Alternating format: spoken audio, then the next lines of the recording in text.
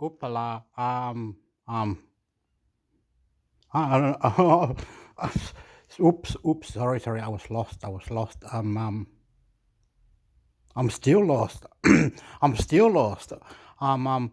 I was meant to look for mortgage, business, government, Australia. Okay. I'm looking for that, but I also wanted to do the. I also wanted to do this. Talk sport. I don't know where. Like if I write talk sport, will it rub off all that, eh? So I'll do a little bit of all this podcast. I put this, put that, and then I'll put talk sport, is it? Or English Premier League transfer, whatever it was meant to put on, or the transfer football. Anyway, anyway, I feel I feel a little bit nervous or something. I am very sorry, very sorry. I'm unique. I'm a special person, right? I have all these. If I go to a restaurant, I see the bartender or the lady that's serving the menu comes along, and I go, and the lady will say, "Excuse me, what would you like?" And everybody's ordered. And excuse me, what would you like? Excuse me, and I'm going, "Oh, sorry, I wasn't." And my mate or the person next to me will say, "Oh no, this is Hector. He's like that. He's a bit odd, shy. He probably thinks you're pretty, madam." And that, and then good manners, good manners. I'm there, very nice, very nice. I'm a beautiful person. I'm a beautiful person. I'm a beautiful. Touch yourself, love yourself, do yourself, sport yourself. Clean your soul, clean your soul. Beautiful. All in. God, spiritual body and mind. God, spiritual body and mind. Pain, do the this, do that. Love you. Get to it. You are beautiful. God into you, God into all, God into this. Jesus Christ died for us on the cross. Jesus Christ died for us on the cross. In the name of the Father, the Holy Spirit. I love you, God. Okay. Amen. Okay, on to something that I gotta say, something like I don't know how to say it. Okay, I am not good at this, but I'm gonna give it a go. You know what I mean? I don't. Okay, the supermarkets. I've been told what is the cost of living. So the supermarket might say, "Oh yeah, we had apples, the red one at this price, the green one at this price," and they go on, saying that all different food like coffee, this the cheap one, this is a more nicer one, but it's $20, and go, what the hell? From $7 to $20, shouldn't we buy the cheap one now? And everybody's going, "What are you on about, mate? If you got, mate," and I'm going, Jerry, why is this like this, mate? Can you stop arguing today? And Jerry's not up to it. We're all different. Everyone's different. Things are different. Everywhere you go, pretty people, nice people, family. The whole lot is embarrassing. It's embarrassing now.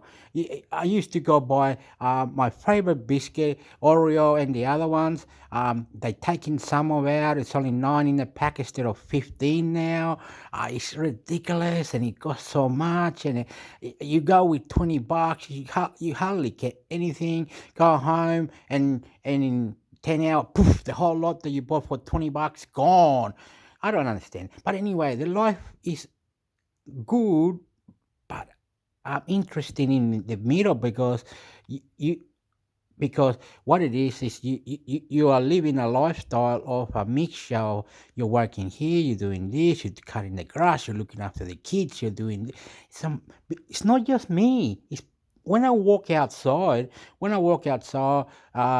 The person, there was 2 people on the bus, one man with his lady, with his missus, and the kids, all talking, "Oh yeah, Jerry this, he bought a car, he did this, he did that." I could hear them say, "Money this, money that, we pay." And then I could hear the other one at the back, the lady, and the boyfriend, one, they looked like they were young. They were like 23 years old, and the lady was like 21, and they were talking, yeah, when we get to whatever, and we'll go to church, we'll do all these things, and when you and me, future money, this, the way the government works, and financial business, and we're going on.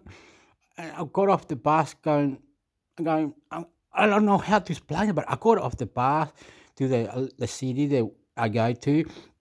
I got off the bus and I see everyone. And I look at them, wow, wow, wow, wow, wow, wow, wow, wow. And it's like I'm doing that all the way. Wow, wow, wow, wow. I see a lady, she's working in there. Look. She works in that. She's in there, Hector. She's in there, mate. She's in there. She works at the selling phones. She works for the Optus phone company. And she comes, and I walk in there just to have a look at this phone. She comes over, and I feel uncomfortable already. I can't believe it.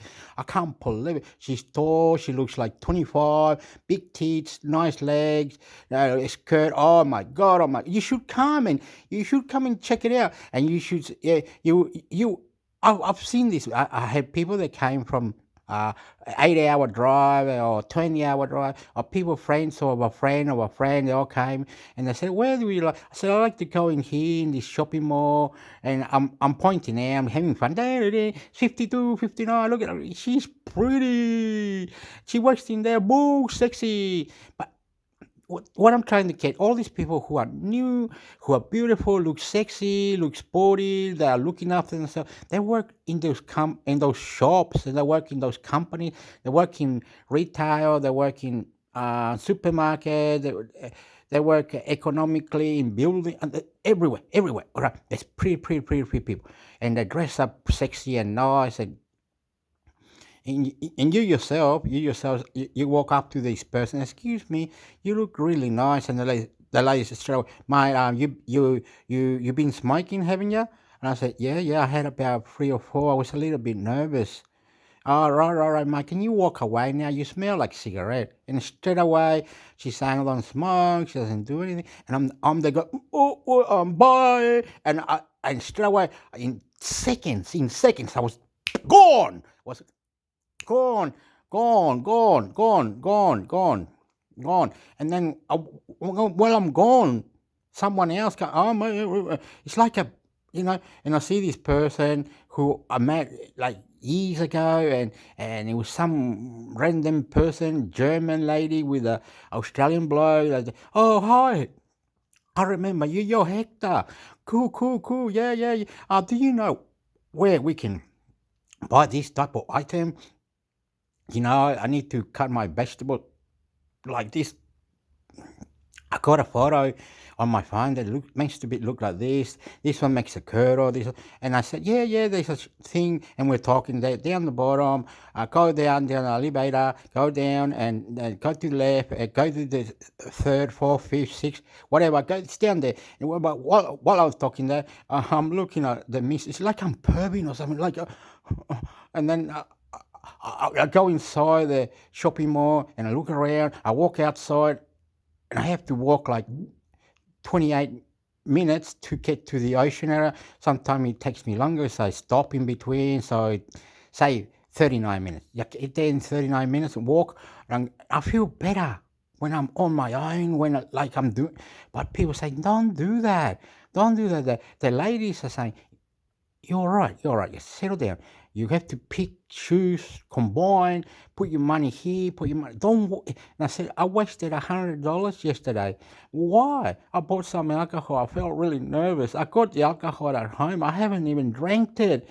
When I got home, all I was cigarette, food, TV. And then I fell asleep. Mum rang me, my sister rang me, the whole lot. Everybody's beautiful.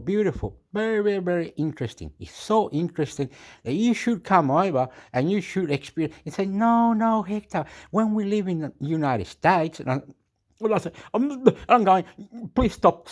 Let's get this recording now going, because you're going to say the same thing. Why don't you go back to Chile then? I said, in Chile, In Chile, yes, the same. Beautiful people. So I'm different everywhere I go. In the bus, taxi, restaurant, everywhere I go. Sometimes I'm there looking at, and the person might say, "What's wrong with you? Reply, please. Listen and reply. Come on, Hector. Come on, mate. What are you doing? Um, um, um, I'm lost. What? The question is, Hector, how do you like your lifestyle and how are you today? Okay, okay. Stop that nonsense. You were beautiful 6 minutes ago. Wipe out. Come on, dickhead. But I'm in my mind. I'm not doing anything. They said, talk now, talk now. You were good 6 minutes ago. Anyway, and I'm trying. I'm trying. You would know. You will see it. You will see it. You will see it. You will see it. So let's go to a pretty place. Let's go to a pretty place. Let's go to a place where we can walk around and sort of there's shops everywhere. There's shops everywhere. Then a little bit further, a little bit further, a little bit further, a little bit further. There's boats and there's people swimming, people walking the dog. Let's do all that. Yes, we can do all that, but I'm shy. No, you're not. You're not shy. You're just a fuckwit. But anyway, it's all different. Everywhere I go, I see different retail, like market, the supermarket, the jewelry shop, the hairdresser shop, the American car sales shop, the Italian. When you're walking with me, you go, oh, look at that, Hector. Yeah. That's the tool shop. That's where they sell tools like cut the wood. What you call that little equipment? You go, and then the other one for little cuts like a sword and all this other electric equipment for your house duties. Different tools like a chainsaw, whippersnipper, and all that inside. And she goes, oh, let's go and have a look. And you go in there. There's people there. They're so good, so good, so good. As longer I don't stop talking. If I stop talking, I can, and that someone feels like slapping me. Hector, we're gonna slap you. You were good 6 minutes. And I go, no, I'm okay. Bah. And they said, you gotta behave now. We're going for a 3 hour drive on the train. What's wrong, Hector? Nothing. You see these people. Heck, don't worry about anyone else. Just close your eye. Or just be with us anyway. Or just be yourself. Do whatever. Anyway, let's do this because it's going to take forever.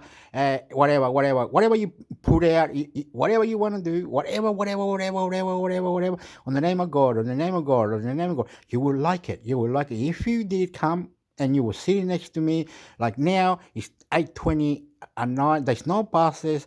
The only thing to catch now is a train. The bus stops at 8 o'clock. So 8 o'clock is the last bus in my area. If I want to go out now, I got to walk about 20 minutes, maybe longer to catch a train. We can go for a 2 hour drive all the way to Sydney, where everybody keeps saying that. And then we can come back. I'll be there in 2 hours, so 8, 10:30 we're there. We'll be able to have a look around for an hour or two and then catch the bus at 12:30, the last train, and then we have to come back and, we've done this before and we got drunk and we got the train at 7 o'clock in 2 hours, so it's 9 o'clock. We looked around for 1 or 2 hours, came back, all drunk, wasted, and we took beautiful photos, we took beautiful things, we ate over there in Sydney, we did overseas, and then 3 hours later we went to the capital of Canberra, which is the capital of Australia. We went there, we looked all around for 3-4 hours, we caught buses and did all these things. Anyway, it was so beautiful to explore the country, to understand the country, to move the country, to see others. It's beautiful. You see people on business in Sydney. You see people on business with the suitcase. You see sexy people. You see other running, other doing exercise. You see a lot of different. And they said the same thing here, Hector, in America. It's high, and they sell drugs, guns, and you better be careful where you're going. And go, and so. I am sorry. Okay, let's go. Bye. See you later, alligator. Whatever, it's True, it's true. I cry, my soul, and I say, I feel like a baby. And I say, God, please, God, just protect me, God, on the name of Jesus Christ that died for us on the cross. God, India, God. I was loving it. You know what I mean? It's all good, so good, so good. Okay, here we go. On the name of God, I love you, I love you, I love you, I love you. I wasn't looking for a girlfriend. I wasn't looking for any female. I wasn't looking for a sexy, sporty rugby league person. I wasn't looking for an American lifestyle or American this or American that or Canadian this, Canadian that or Mexican cooking or Ecuadorian cooking or German sexy lady. Or I wasn't doing any of them. I just go out there and these people, they're already beautiful. I see this beautiful lady running out of the ocean. She's running with her surfboard, and she's tall, and I feel like photo after photo, mate. I feel like running. Excuse me, madam, give us an autograph. Yeah, right. And I just sit there and go,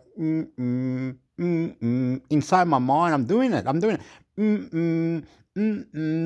I feel like doing something naughty now, like playing the music and having all this food in front of me, and I'm all these people talking. I feel like that, but I'm on my own. I can see beautiful things. I can see different things. I'm all free. It's a collaboration of relationship of myself, love myself. I love God. Let's go. ABC Listen, podcast to stop calling it feta. I think depending on how quickly inflation unwinds, households have a while to go with servicing these higher mortgage costs. Well, it'll be a watch this space situation. Eliza, thank you very much for finding the time for us to come on The Money. Of course, thanks for having me. Eliza Owen from Core Logic. Australia's been negotiating a free trade agreement with the EU. Talks have currently broken down, though we are about to try again this month.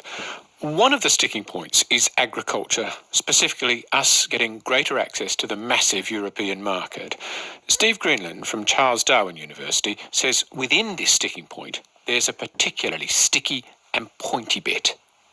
We have these things called geographical indications, and those are the product names that are linked to the kind of cultural origin of a wide range of products. So things like, say, feta cheese in Greece, only Greek producers are able to call their feta cheese feta. The other one that immediately comes to mind is Prosecco, of which I'm an enthusiastic consumer, but I understand this is at the heart of the dispute. There's over 3,500 product names that have got these geographic indication regulations. So if you're an Italian producer, not only can you not use names like Prosecco, but other well-known products like Mortadella, Grappa, Gorgonzola, etc. There's actually a huge range of names that our Australian producers would no longer be able to use. There's tourism associated with some of these brands too. People go to see the Champagne region in France because of the great wines produced there. Yeah, so there's huge economic benefits to collaring and restricting the use of those names to those specific countries. First of all, the well-known name, it attracts high sales, it attracts premium prices. And then you're quite right, Richard, it also has big regional economic benefits of things like food tourism and tourism in general. What has been our counter-argument when we're talking to the Europeans, or when we have been, because currently these negotiations have stalled a bit, what have we been saying back to them about why we should be able to have Australian-produced feta and Prosecco and the like? We can guess what they're saying, and it's the fact that lots of our producers have cultural heritage claims, and really they don't want to change. And also the cost and the challenge for our Australian producers having to come up with new names for products that they've been selling for decades. If, Stephen, we do accept the EU's position, what would be in it for us? It's the free trade agreement. It's basically economics 101. You don't have the trade tariffs, and those 27 countries in Europe open up to our producers. It's not far off, 450 million people, and also they have pretty high gross domestic product, those countries, so there's huge spending power. So it opens up the markets. I think you've also got to think of what happens if we don't. What opportunity is lost? Recently, the last few weeks or so, New Zealand's have signed up to the free trade agreement where they're agreeing to these name regulations. If we don't jump on board, we're in danger of losing out, and that losing out could be pretty significant. It occurs to me that part of the issue for us in saying yes to this would be that there will be winners and losers in Australia. So, for example, perhaps our beef farmers would get better access to that massive market, 445 million people, GDP of about something like 24 trillion, worth getting access to that market. But the people who currently make and brand what they make as feta and prosecco, they have to go back to the drawing board with that. I don't think anybody is saying it's going to be easy, but in marketing terms, rebranding your products and product names is not anything particularly unusual. There's a recognized process that you follow in order to rebrand something. Now, obviously, lots of our smaller producers are going to be very concerned at that, and they're going to need some support in how they go about that and how they develop their new brand names effectively. Wouldn't it be in our own long-term best interests to develop an Australian list of geographic indicators which evoke Australia but tell you something about what you're going to get? Absolutely, Richard.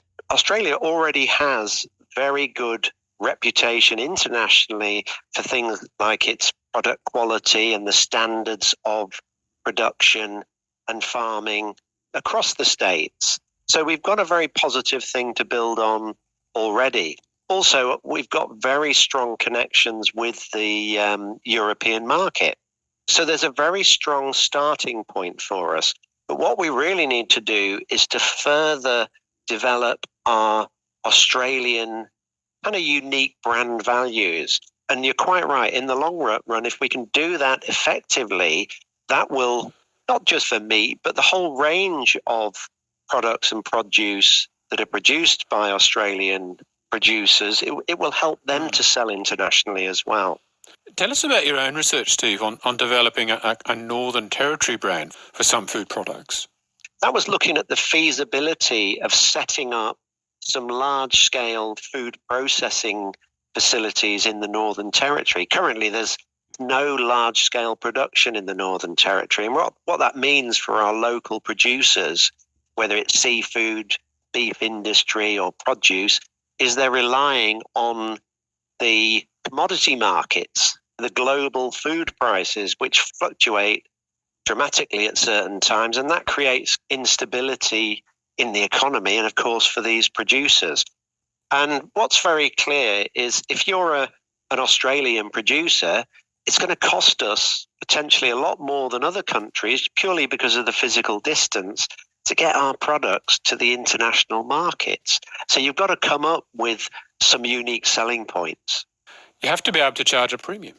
Quite right. And what it means is lots of our producers in the Northern Territory and other parts of Australia, if they're not value adding and actually processing the food, they're in that commodity market. So what we were looking at Charles Darwin University in this project was what are some of the unique selling points that appeal in these international markets? So you mentioned beef already. Well, the majority of NT, Northern Territory beef, it's pasture fed, it's free range. It's also free range on the unspoilt soils and environment in the Northern Territory. Now, those characteristics are in very high demand, not just in Australia, but globally. Provided you can attach those premium value recognition to the NT beef, then it means that you can charge that price premium. And that's equally true of produce. If you think of the tropical fruit from the NT, we've probably got some of the highest quality, best tasting mangoes in the world. Again, price premium. Yeah, the seafood as well. It's pristine waters, predominantly wild caught. barramundi. I mean, it's called, I think, Asian sea bass in other parts of the world, but our barramundi is in very high demand globally. I tell you what, we've also got Australian superfoods, the bush foods as well, like Kakadu plum, wild harvest, strong connections to the First Nations community. Again, these are huge selling points that consumers will pay a premium for.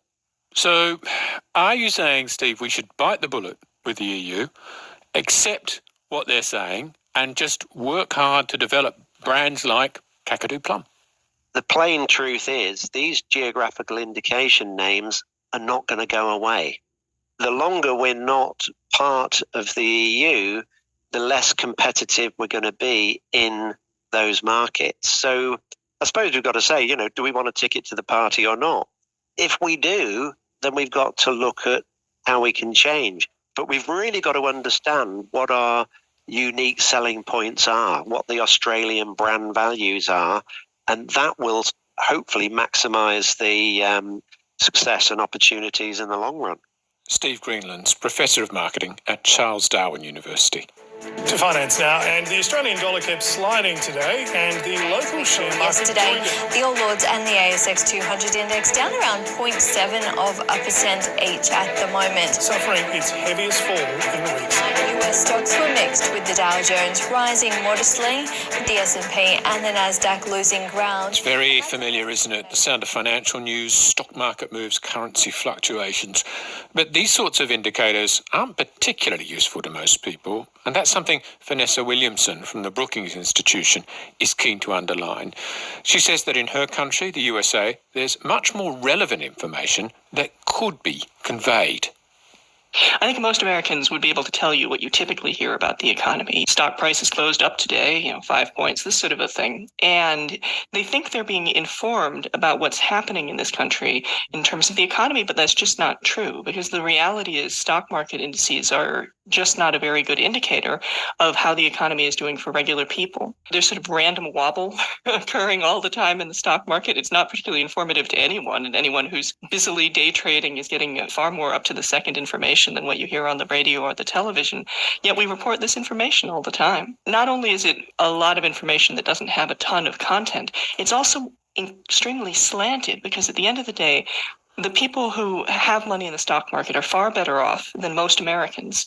It's not really doing a service in terms of letting Americans know what the economy is like for most people. Well, before we go any further, I'm sure that some people listening now will go, well, hang on. If Americans have pension plans, don't they have a kind of connection with the stock market? Sure, some Americans do have pension plans. That's absolutely right. But it's not most Americans. And if you have a pension plan, most people aren't actually managing those stocks. And most people aren't going to draw on the money until they reach retirement age. So the sort of day-to-day information you receive is not anything that anyone is going to respond to. So it's really information that has very little bearing on the lived experience of most people. Given the economic times we've been in, and it has been a roller coaster since the pandemic, but you would surely have had coverage of inflation, which of course has been very problematic. You'd have had coverage of employment. And these are issues that affect ordinary Americans. Yeah, that's absolutely right. And those sorts of facts are at least a little bit more relevant to the average American, although it's hard to think about what they, should be doing differently. But it's absolutely important to present those broad statistics. But it's not daily coverage, right? So we get employment figures quarterly. You get inflation figures on occasion throughout the year. But there's not this absolutely monotonous day-to-day information that you get about those kinds of statistics, which are indeed significant. Part of the reason for the reporting on stock exchanges or currency prices, and I speak as a journalist who's been in the media a long time, is that they're easy to do. They're numbers that you can grab and present to people, but you're concerned that something else is going on as well. That's right. So, when we think about what can be covered, it has to be the stuff that's news, right? So it has to be what's new. And of course, there's something that's always new in the stock market with currency prices, that kind of thing. So it's absolutely understandable that journalists use what's at hand. But there's a more fundamental problem, I think, which is that there's serious class bias in how the media presents the economy. It's far more common for journalists to depict this kind of problems that are facing corporations, that are facing big business, that are facing ABC Listen. So you get a sense that it's big, and that was without trying to put numbers on those other impacts I mentioned. The other thing that it did, though, was to try and put some positive spin on it. And, of course, as we move to the green economy, there will be opportunities as well. So areas like critical minerals, we have a lot of lithium deposits, for example. The report is saying we can expect a big ramp up in some of our exports in those sectors.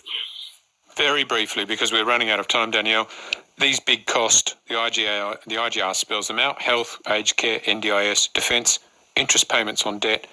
How well do you think we're being set up to tackle them? Yes, the fast five, and they are growing quickly. I think the answer really is that we are not yet, and that's what the report brings home. You have government spending increasing as a share of the economy driven by those fast five, and we haven't yet had a conversation about how we pay for that. So the government rightly points to some incremental changes they've made to taxes, but if we don't do anything, what we see in the report is ever-growing budget deficits from the 2030s onwards. I feel that I'll be talking to you again about something that I've talked to you before about, which is wholesale tax reform. That's for another time. Thank you very much for joining me today. Thanks for having me, Richard. Danielle Wood is Chief Executive at the Grattan Institute. And Andrew Podger is a very interested observer. The former senior public servant, very, very senior, is one of the editors of More Than Fiscal, a book on the last IGR from 2021. I spoke to him earlier in the week, and he started by making the point that the first IGR came out of what was then a new law, the Charter of Budget Honesty Act, 1998.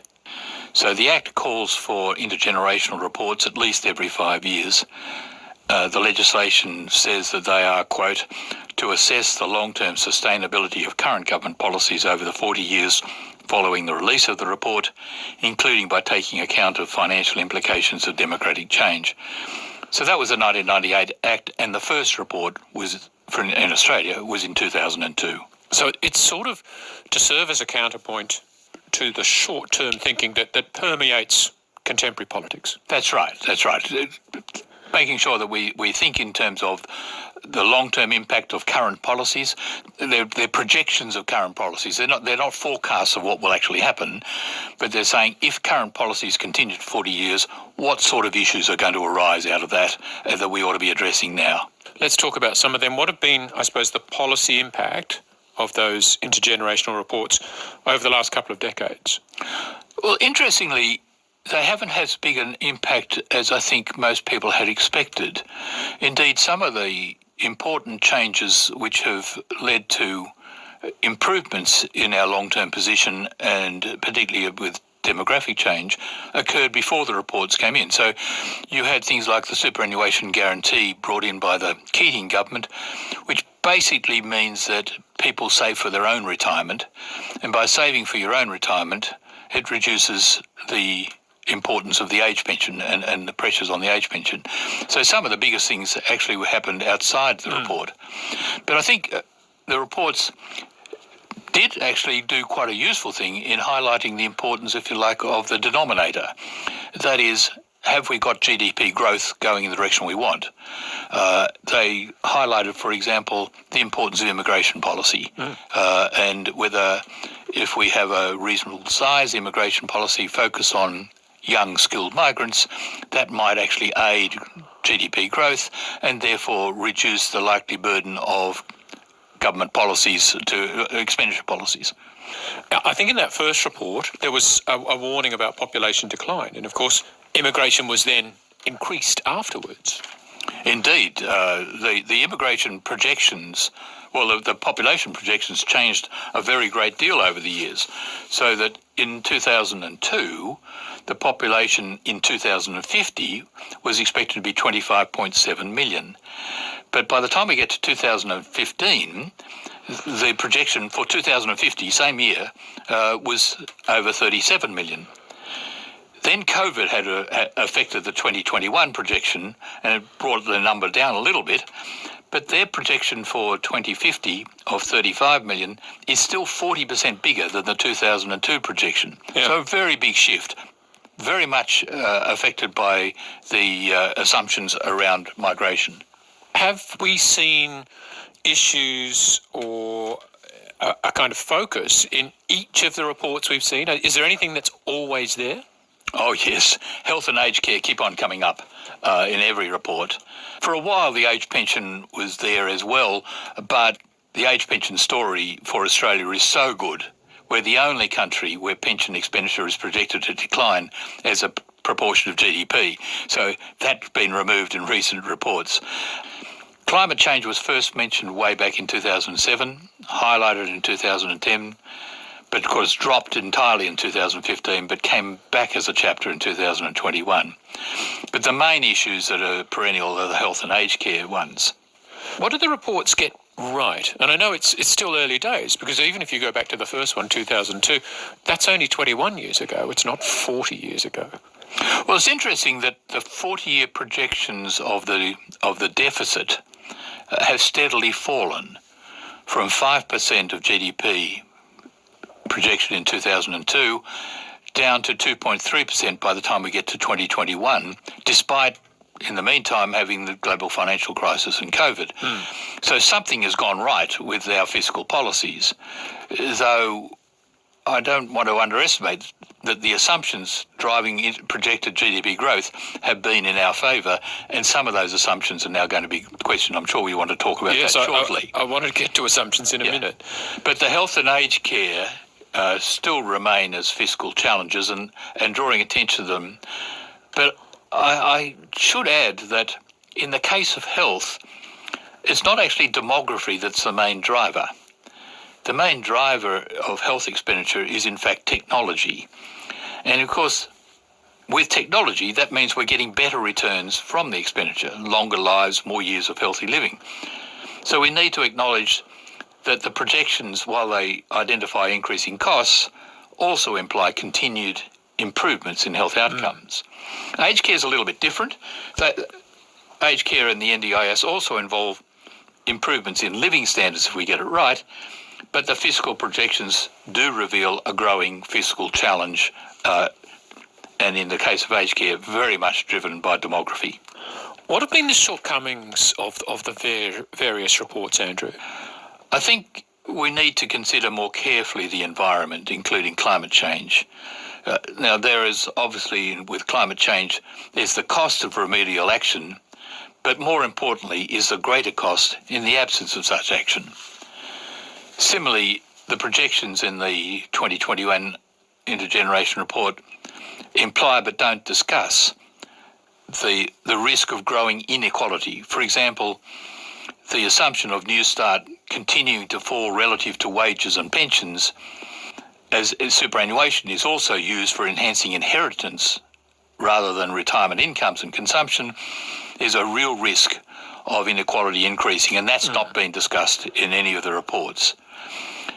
There is, in fact, a good case for exploring well-being and looking at sustainability, not just in financial terms, but in terms of human, social and natural capital as well as economic capital. All right, well, let's talk about how realistic the assumptions and indeed the modelling, how right have those two been? So the early ones got it very wrong in terms of what the population projections were. But I think the assumption that's of most concern about is the assumption around productivity.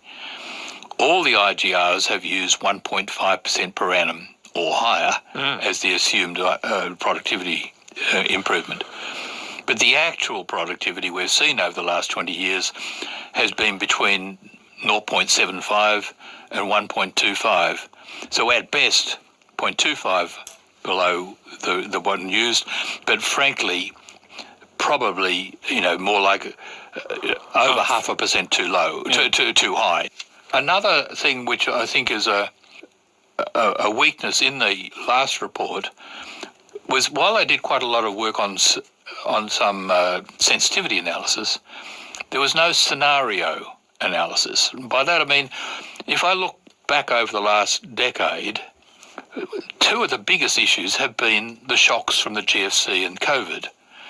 And looking forward, you do all these projections, but you don't actually say, what if we had a real shock in 10 years' time? are our finances ready to handle it? So if you think in terms of scenarios of possible future shocks, that would probably mean you ought to be thinking more carefully about resilience and probably earlier repair of budget than you would otherwise consider.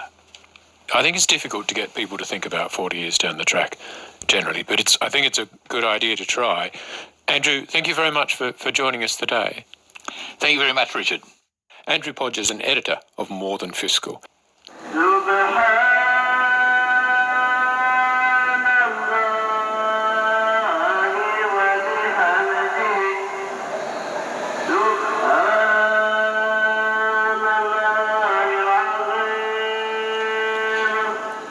The call to prayer is one of the most recognisable sounds in the world. It's imbued with meaning for the more than 800,000 people in Australia who identify as Muslim. For those of them who want to live by Sharia law, there are Islamic finance companies. But Mohammed Safiullah from RMIT says at the moment there's no Islamic bank. Bank is important. When people work, they need bank account to get paid. People want to deposit money, they need bank account. People want to transfer money, they need bank account. So having a bank account in line with the belief or in line with the faith of people is not available in Australia, even with the small Islamic financial institutions. Right. As I understand it, there is an idea that there will be a fully accredited Islamic bank in Australia next year. Is that right? Yes. So the Islamic Bank Australia is currently a restricted ADI, restricted authorized depository institutions. What does that mean is the bank has approval to build its system to check their capacity to operate as a fully licensed bank, and then bank will apply for the APRA approval by mid next year, July 2024. Mm-hmm. And if APRA approves, then the bank will be open for public. Let's talk about some of the, I suppose, the key differences, starting with interest, because as I understand it, Islamic banks don't charge it. They can't charge it. How would that work then? This is the Sharia principles that Islamic banks or Islamic financial institutions are not allowed to charge or to pay interest at all. So the way it works is there are some methods of business in Islamic finance. One of the recommended method is partnership or joint venture business. Like this is called musharaka in Arabic term, where bank and customers, they will enter into a joint venture or a partnership agreement, and they will have opportunity to share the risk together. How would it work, say, if a customer wanted a home loan, they want to buy a property? How would that work? Bank and customer, both parties will contribute equity. So just for an example, if a customer has 20% equity capital, then they will approach to Islamic Bank Australia. Islamic Bank Australia will contribute 80% money. That will be the ownership. So both bank and customer will have the interest in the property. And then bank will rent this property to the customer, and bank will charge monthly rental payment. The monthly payment will be a combination of three things. First one is the rent. Second one, bank will sell some of their shares each month with agreed profit. So over time, the customer will pay rent plus the purchase price of the shares that will be paid to banks. So, and it will increase their ownership, and Islamic Bank's ownership will go down. Okay, well, if we talk about, I suppose, a different application, say business banking, how would it work then? Yeah, that's a very good question, Richard. One of the key features of Islamic finance is that any financing or investment decision must be linked with an economic activity. So if it is a business, then why the business needs money? Is it to construct any building? Is it to buy any machineries, for example, or to develop company? So then, say if it is, for example, to purchase a machinery, then Islamic Bank will buy that machinery and then they will sell it to the customer. If it is a construction or for any other land, for example, then the approach will be very similar as we discussed earlier with the partnership agreement. So there will be no cash loan. There will be loan for the business activities what the business will do. Right. to make sure that must be an economic activities aligned with their borrowing application.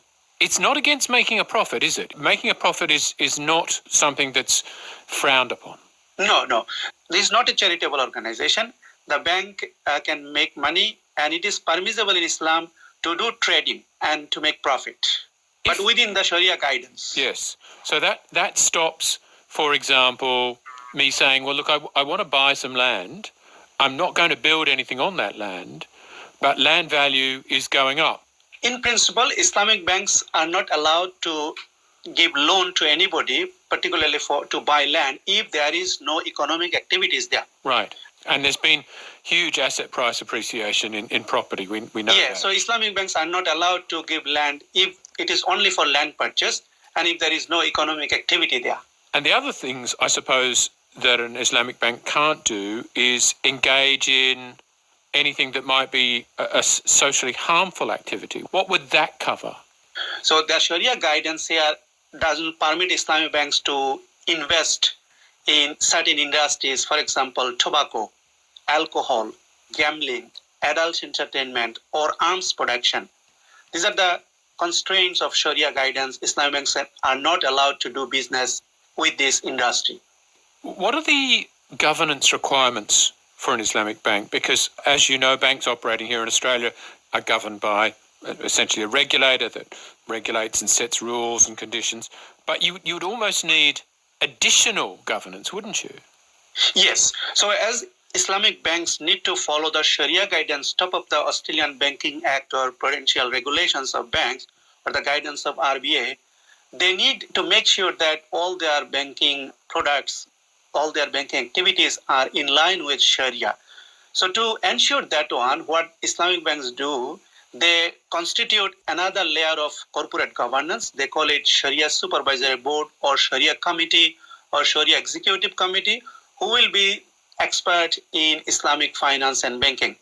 So they will be ideally the body to monitor, to oversee whether the bank is following the Sharia guidance in their entire business. And can someone who doesn't adhere to the Islamic faith and isn't a Muslim, but supports the things we were talking about before, so doesn't want a bank that will engage in investment in alcohol or gambling or arms production or tobacco, can they be a customer? Yes, look, Islam permits to do business even with people who don't have faith in Islam, as long as the business is within the Sharia guidance. So, like Islamic banking could be an alternative form of banking if you consider from the ethical perspective. Some people are interested about the green financing. So those type of customers definitely are able to do business with Islamic bank. I want to return to the business banking part of it, because one of the things you've mentioned is that essentially the bank and the business are partners. Doesn't that mean, though, that the business and the bank share the upside, but they also share the downside, which might mean that the business is prepared to be a bit riskier in what it does?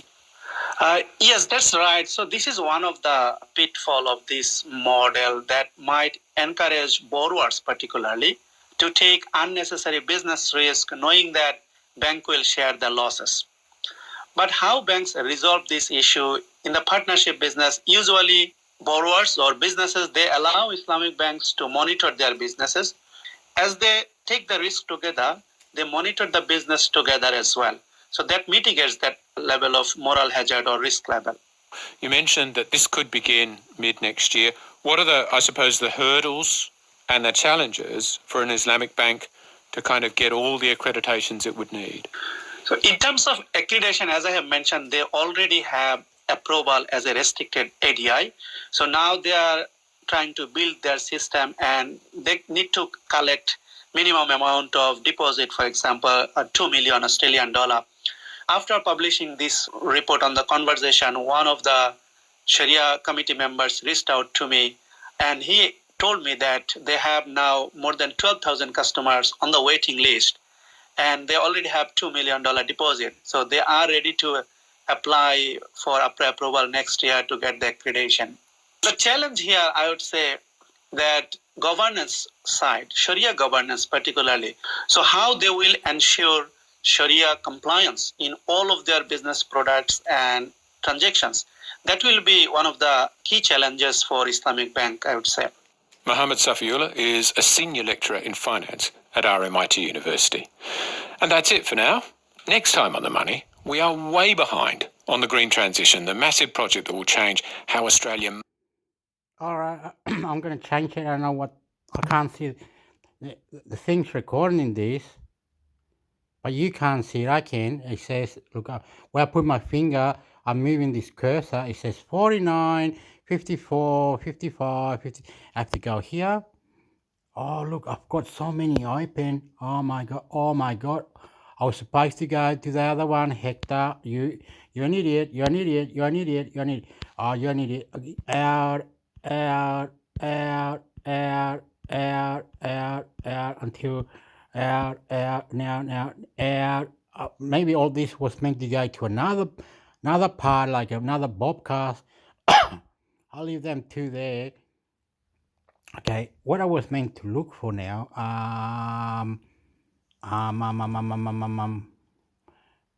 The Guardian. Okay, it says this, The Guardian. So I have to get this cursor out of the way. See that?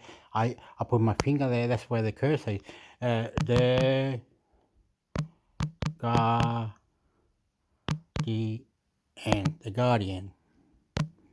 Okay, now we've got to go into The Guardian. I know. YouTube politics more.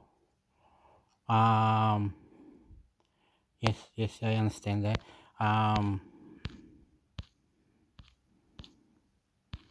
We gotta look for something. It's not a politics. It's more, and it more like environment, climate, crisis, indigenous, Australia, immigration, media, business. Let's go technology for a little bit. Okay. Oh, I pressed it. Oh, lucky. You don't know what I did. You can't see. But no. And anyway, doesn't matter. It was good. Over here. Oop, sorry. Sometimes my bobcast that I do go a little bit long. So you fast forward just 5 minutes every time, then and then go 5 minutes and listen for 35 seconds. If you like it, stay there. If you don't, go forward another 5 more minutes and then listen 35 seconds and then forward another 5, and you will know, you go, oh, we'll get to the end very quickly. But anyway. Facebook groups exposed to hundreds of hoax posts. Study shows Facebook The Guardian. Members of local Facebook groups have been exposed to hundreds of hoax posts, including false reports of missing children or deadly snakes on the loose. A study shows. The fact-checking charity Full Facts found more than 1,200 false posts on the social media sites community groups across the world, and warned that these were probably just the tip of the iceberg. These posts could lead to people becoming overwhelmed with false information and were designed to terrify local communities, Full Facts said. The charity said it could mean genuine posts about dangers were more likely to be ignored. It is unclear why this content is being spread, although Full Facts said... Okay. Not very sure how to say this, but Facebook should be way safer, way better, because Facebook's been there for a long time now. So if they've been to court, they've been everywhere. So you should have a better password, a better resolution, a better settings. You're more safer, more like, I love you, Facebook. I love you, Facebook. I love you, YouTube. I love you, Google. I love you. But there's something, sometimes the corruption doesn't stop. There's cyber, fake news, all this, and people are complaining. Did you see this post? Look at this. And then he says this over here, then he says this over here. 3 different story for one post. What are you talking about? So I go look at Facebook. All right. And the last one. Anyway, you get lost. So there are 3 different posts for one story, and you wouldn't know what to believe. You know what I mean? So we need to be taking those things down, like a tool where it knows where the fake is, what the news is, where the news are. Can ChatGPT be on Facebook? Can you make money on Facebook? Can you do more than Facebook?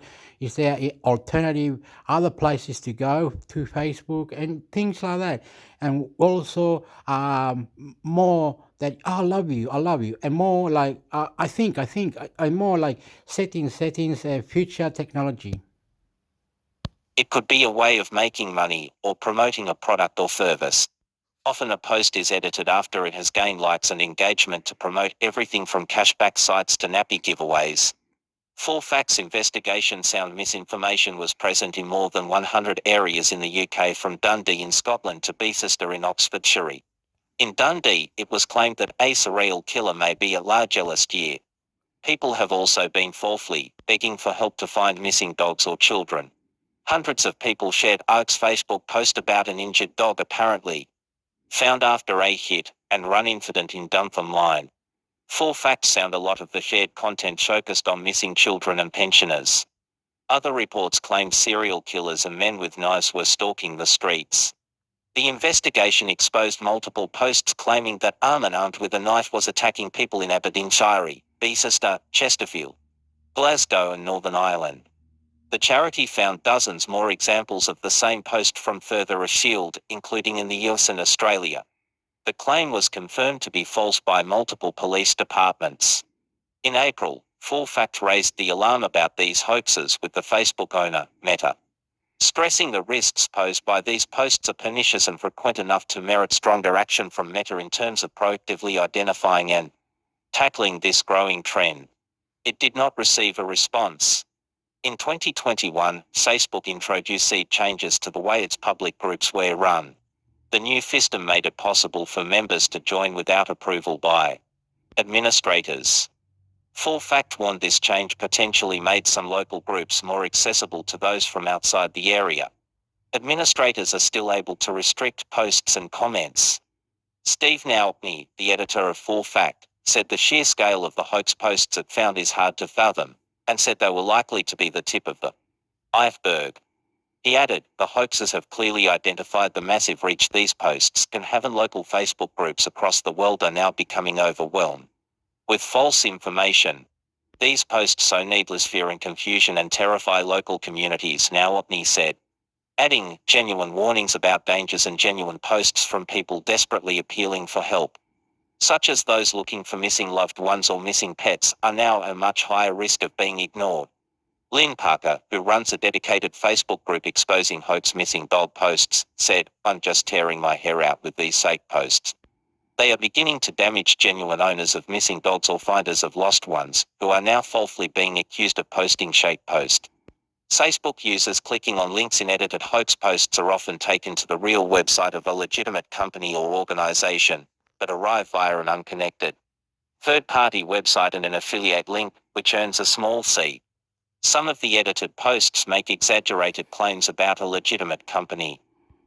But any human or any silly person can report this post, and any silly human can post the post and say, Facebook, I'm reporting this because it looks fake. Can you check it out, please? Can we do that? No, but you want to complain, you want to put groups down, want to put posts down. You are going against the post. It's you, Facebook, who are not listening to your consumer, your clients, or the people that subscribe to Facebook. You don't listen to them. You want to do it your way. You want to always do it your way, and you're fucking it up. And another thing, you're breaching other infringement or fair use or copyright. You're fucked. When we're complaining, you don't fucking do what you need. If somebody lost their Facebook and you say, you don't reply to the email, yeah, do this, do that, and you can get your Facebook back. Oh, yeah, you can see your Facebook, but you can't get in, because you don't know your password. We won't let you in. So you lost your Facebook and you won't let him in. So you create another Facebook and you go, wow, look, I can have another one, and this other one is floating there and can't get into it. But Facebook won't fucking help you get your Facebook back, and they won't reply to when you ask for the problem like Facebook. It seems to be a BR code. It wants a BR code, and the one I used was Google BR code thingy at the app, and I got that, and I used it for my Facebook, and now that app is being deleted. The app is saying it won't work. It won't work. I've tried all other BR codes. I said, here's one that can give you a BR. I tried everywhere, and I can't get into my Facebook. I've lost my Facebook. All my friends. I've got a new Facebook now. That's pathetic, because you, Facebook, will not return the favor or return the reply or return the message I send you saying, how do I get into the bloody Facebook? You're asking my QR code and I can't get into it. And you Facebook will not give me answer or help me. You're silly. You're fucked. So you're very unsafe in a way where you go into it. You don't know who could be a hacker, what can be the hacker. Someone goes into it. I got these tools here, put it in here, put it in there, create a page, create a group, bang, bang, bang, and get everyone virus or get everyone in big shit. Who knows? Who fucking more clever than the other? How to hack? It's fucking stupid. Like another thing, I need to buy a new mobile phone, right? And I went to Facebook. What are you doing, Facebook? What? What's this? Mobile phone? Yeah. Oh, my God. It knows about me trying to get a mobile phone. It wants me to do things in Facebook to get a stupid Facebook. Leave me alone. For example, edited posts promoting the legitimate site Cashback. You claimed consumers could earn hundreds of pounds for completing a single task or £150 a day sign-up bonus. Cashback UK told 4Fact it was not possible to earn this much on its platform by completing a single task. A Meta spokesperson said, "We've built the largest global fact-checking network of any platform, partnering with more than 90 independent fact-checking organizations including 4Fact, to tackle misinformation online. Fraudulent activity is not allowed on our platforms, and we removed the posts 4Fact brought to our attention for violating our community standards. While no enforcement is perfect, we continue to invest in new technologies to stop scams and the people behind them."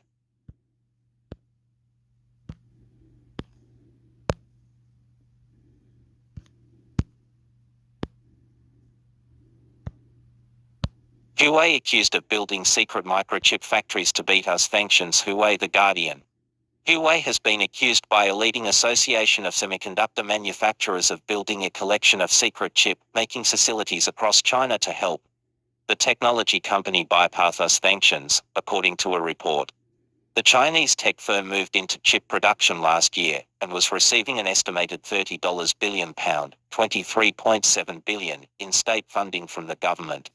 The Washington-based Semiconductor Industry Association was quoted as saying by Bloomberg, adding that Huawei had acquired at least 2 existing plants and was building 3 others.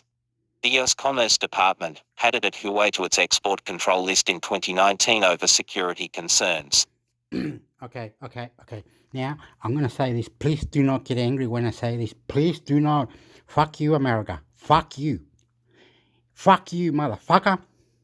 No one in the world is allowed to do genocide. No one in the world takes over our country. No one in the world fucks with any country. They want to build 1 million factories, 1 million this, 1 million that. Fuck you all. Concerns. The company denies being a security risk. Huawei is constructing facilities under names of other... And another thing, go fuck yourself with your fucking laws. Who wins, who loses on making chips, making computers, or whatever. I've been saying this for years now. Just 100 years I've been saying this is backwards now. I'm telling you, you create what the fuck you want, they create what the fuck they want, and the third one is asking, can I create that? Can I create? Why my country cannot create that? Why do you have to fight China, America? Why is China fighting you, arguing for technology? Go colonize another planet. Outer space programs, spaceships. Let's get this fucking party going, motherfucker. We're gonna blow. We die. We death. We want technology advance, motherfucker.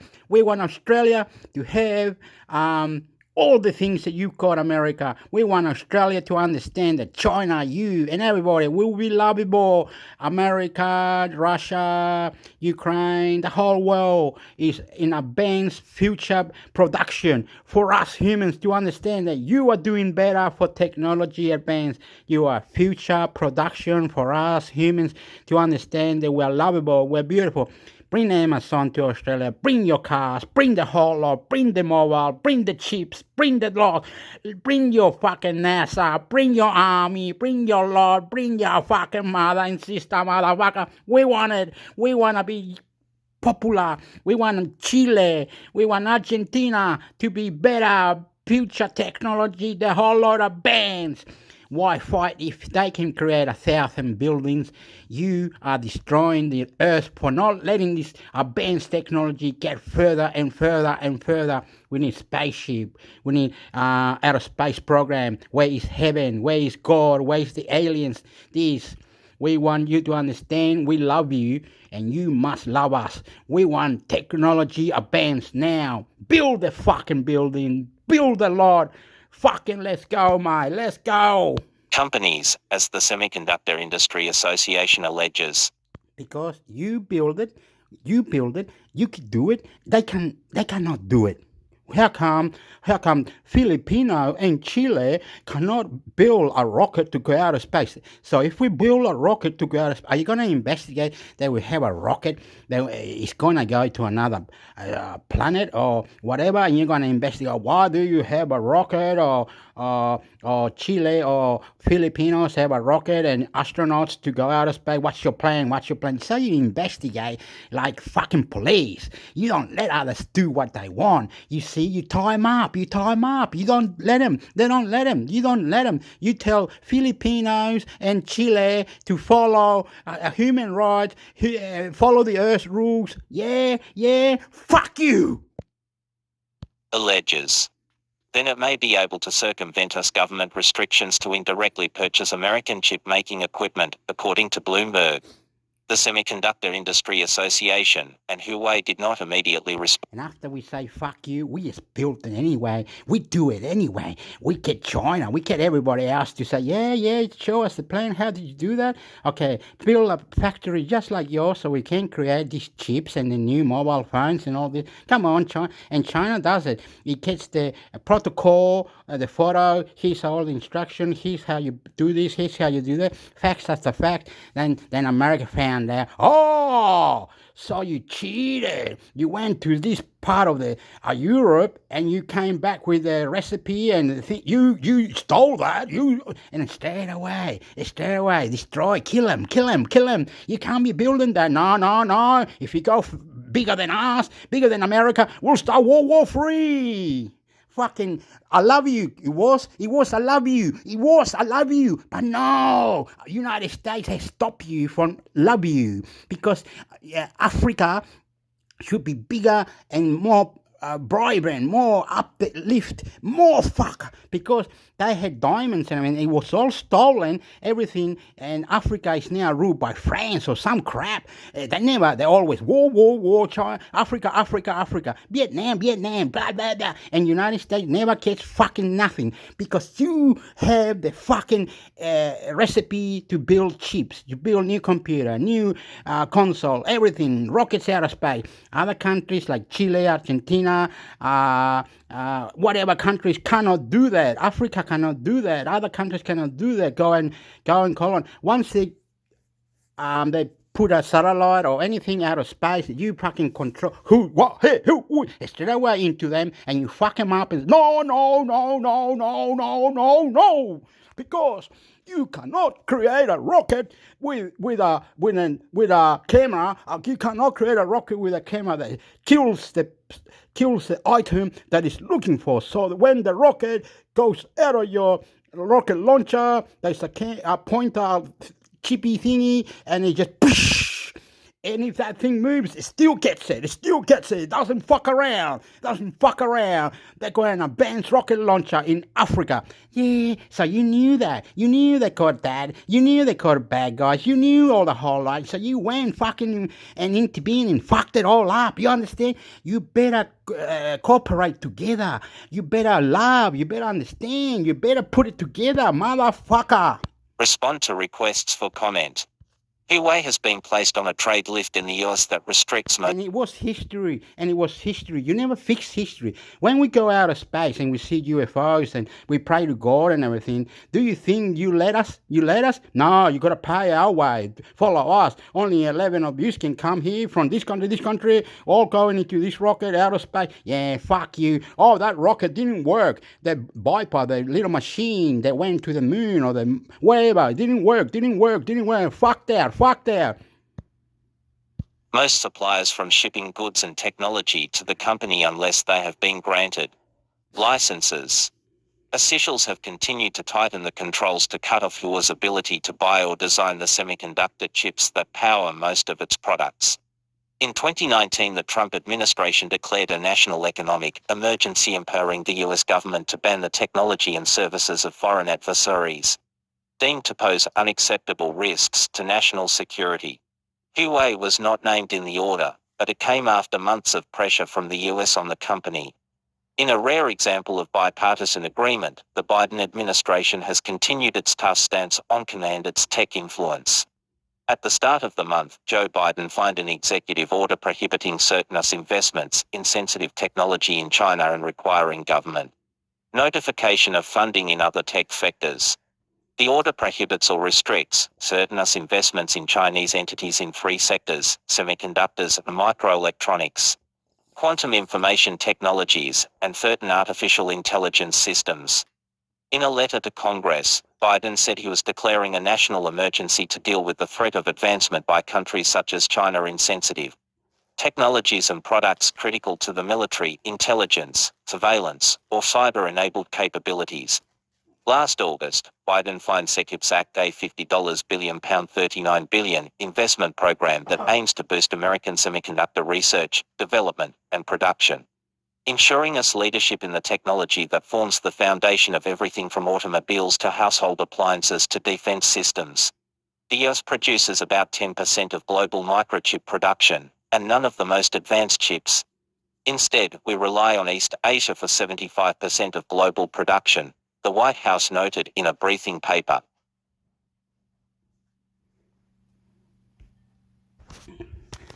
Okay.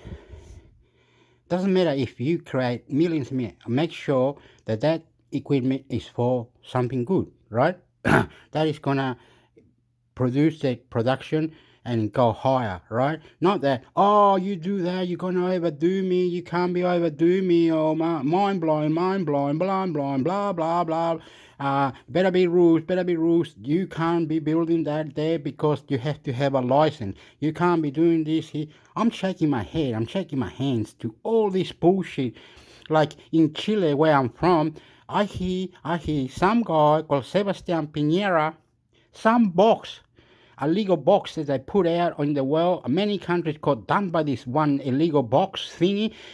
They took so much money of this President Sebastian Piñera, and then they put down the mine, the closing of the mine. There was protesting like mad, all because United States said this and Europeans said this, all the others said, who cares? You can't be doing this. Once you are beaten, once you are down, once you are crying, once you are doing, stop it. Don't jump the line and start putting allegations and things. No, let it go, mate. Let it go, my friend. Let it go, mate. We need to have rockets, technology, battery for the electric cars. We are going to do that in Australia and Chile. We're going to have an emulsion. The environment's going to get better, everything. But no. You want us to go to some conference. You want us to do this. You want us to promise. And we are following your rules. We're doing what you can and how we can do it. So we're doing right now because we can't compete with the world. Chile, Australia are now under fucking shit. how we live like dogs and cats. We don't have technology, bands like factories to build 100 million mobile phone or this, that, and the other. You want us in Australia to create a submarine, eh? Bye.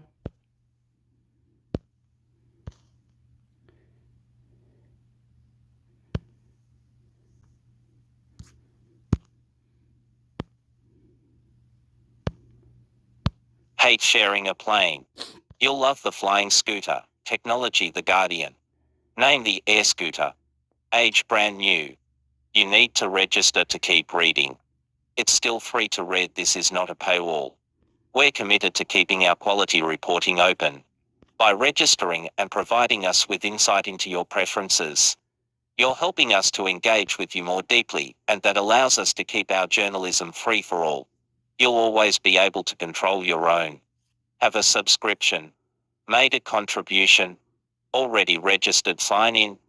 Appearance like an electric wasp. What is it, though it's a personal flying machine? Like the hoverboard in Back to the Future, it's more of a tiny helicopter. Or, if you like, a really big drone. I'll take one. Don't you want to know more about it? Okay. You want to get drones to deliver the food?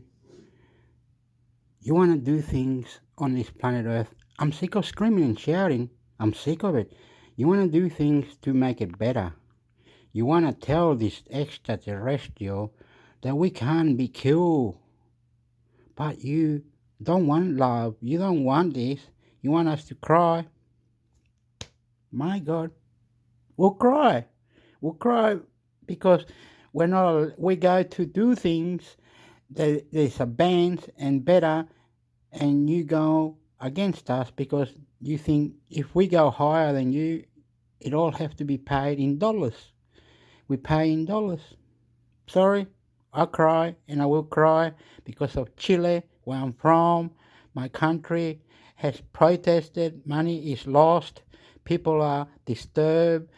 Criminals, drugs, nothing happened. No events, nothing. You fucked it.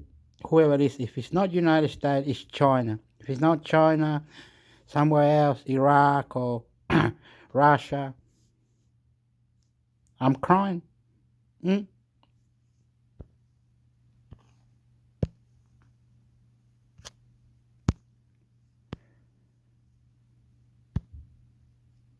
Meta launches web version of flagging Threads app. Threads The Guardian. Meta has launched a web version of its Twitter killer social media platform Threads that can be used without an app, as it attempts to revive itself after a recent drop in usage. The parent company of Facebook, Instagram and WhatsApp launched the microblogging site in July. Widely understood as an alternative for users disillusioned with Elon Musk-owned Twitter, which has since rebranded as X. Meta's chief executive, Mark Zuckerberg, announced the release of the desktop version on Tuesday, with a photo of his younger self in his dorm room posted on Threads, captioned, "Actual footage of me building Threads for web. Rolling out over the next few days." The web browser functionality takes it a step closer to matching what X offers. Threads experienced an initial boom in sign-ups after it was first launched on the 5th of July, with 100 million new users registering within a week. However, just 3 weeks later, the number of users who engaged with the site on a daily basis had dropped significantly. It had a peak of 49 million users shortly after its launch, but on the 22nd of July that had fallen to 12 million active users. According to the internet traffic analyst SimilarWeb, Threads was launched during a period of instability on the then Twitter platform, with Musk instituting massive staff cut and changes to moderation enforcement and functionality that have prompted a backlash from users and advertisers. Meta's answer to Twitter was launched shortly after one of Musk's widely criticized moves as owner. His decision took up the daily number of tweets users could view on the platform. Zuckerberg launched Threads as a new space for real-time updates and to have public conversations, and the interface is similar to X, where users can engage, repost and like each other's content. This month, the Meta and X competitive saga continued after Zuckerberg said he was moving on from talking about a possible cage fight with Musk, accusing the Tesla chief executive of not being serious about the idea. The site was initially suggested by Musk in response to efforts by Meta to launch a Twitter competitor. If Elon ever gets serious about a real date and official event, he knows how to reach me. Otherwise, time to move on, Zuckerberg said.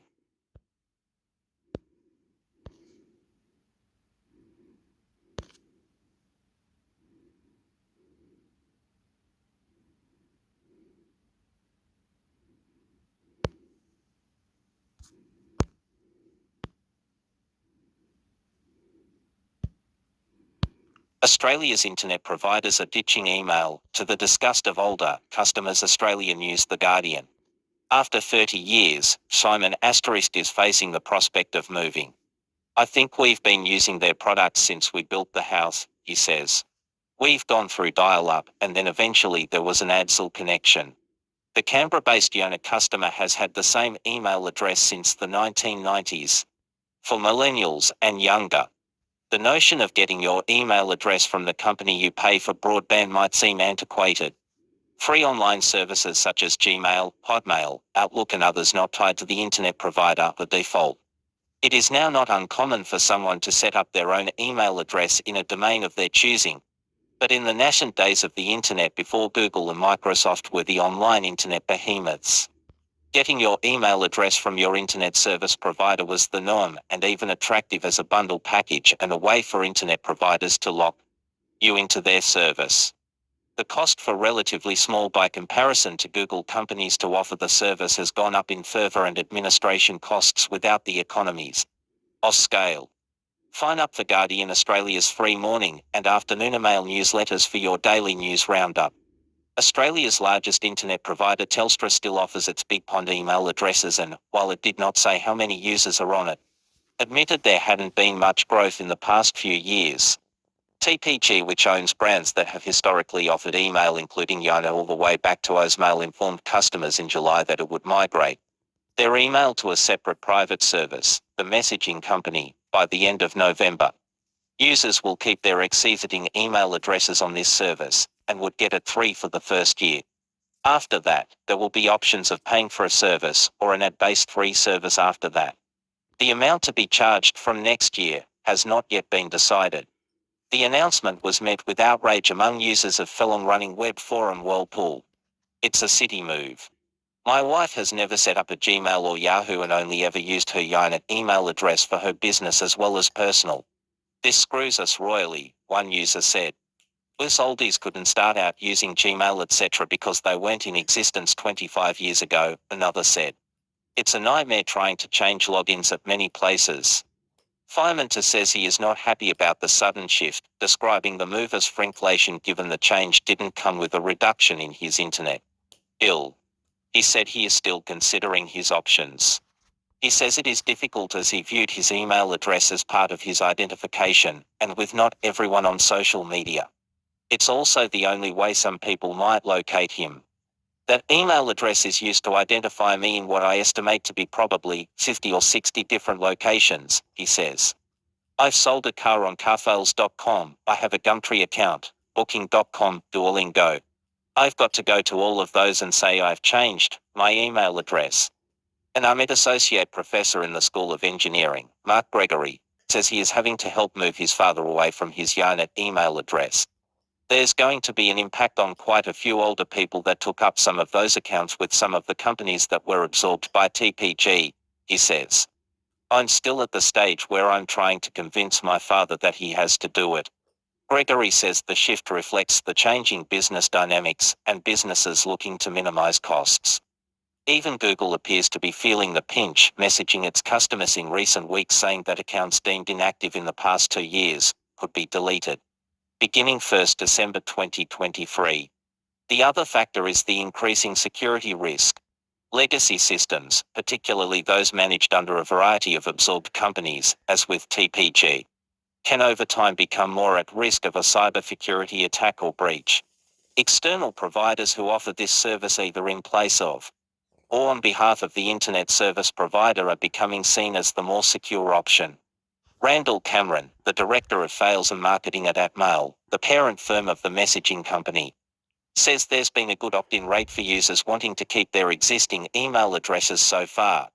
When the bar tab that is TPG runs out, we've got to make for people hang around.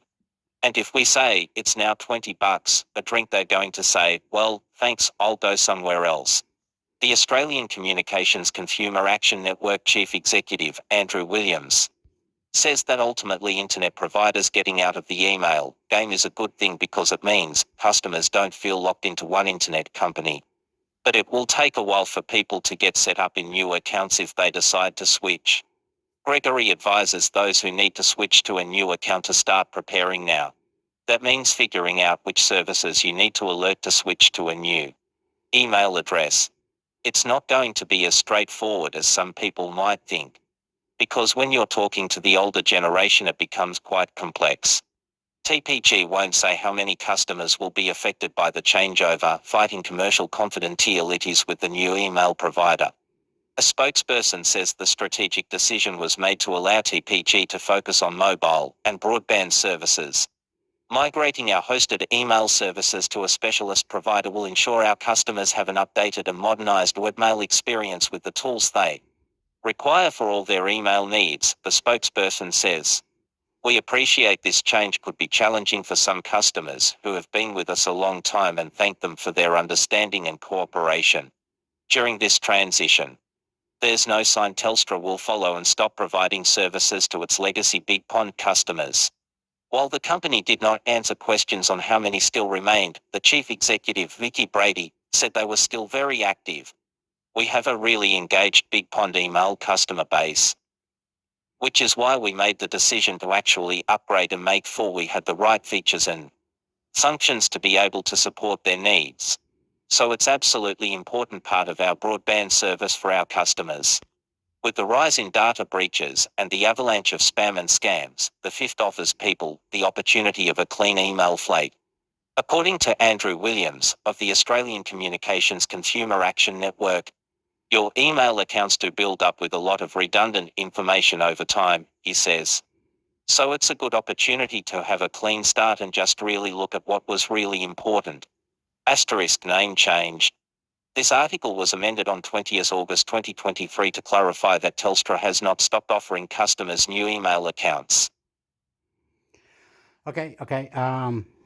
I've got so many email account. It's incredible. I got Facebook account, incredible. YouTube. I got one that was deleted. Was Hesideck on YouTube. I've got I merged some account in one, and I'm trying to be nice. I'm trying to be good. I try to everything.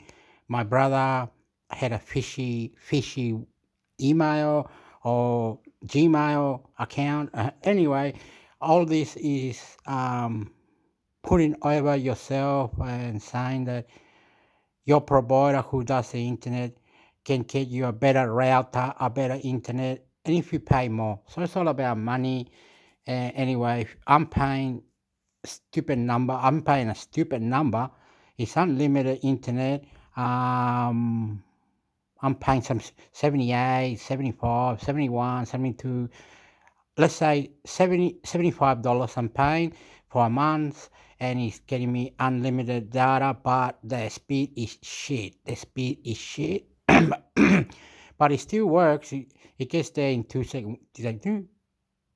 There we go. Two. But people go, two.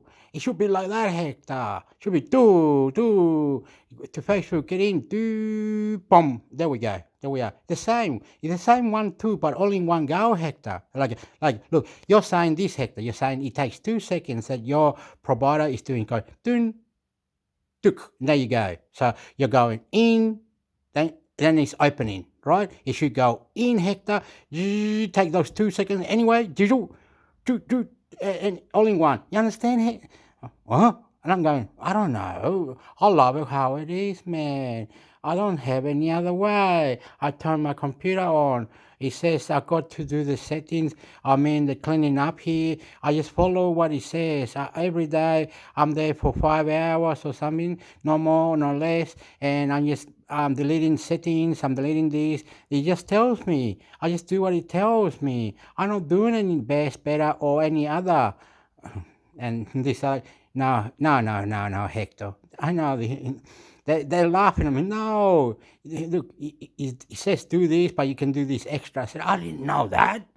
And you can do this, but you can do this extra. I didn't know that. Anyway, I gotta ring my provider. I gotta do this, gotta do that to see if I can get better router, a better internet or something, or a better phone or something. Anyway, I love you.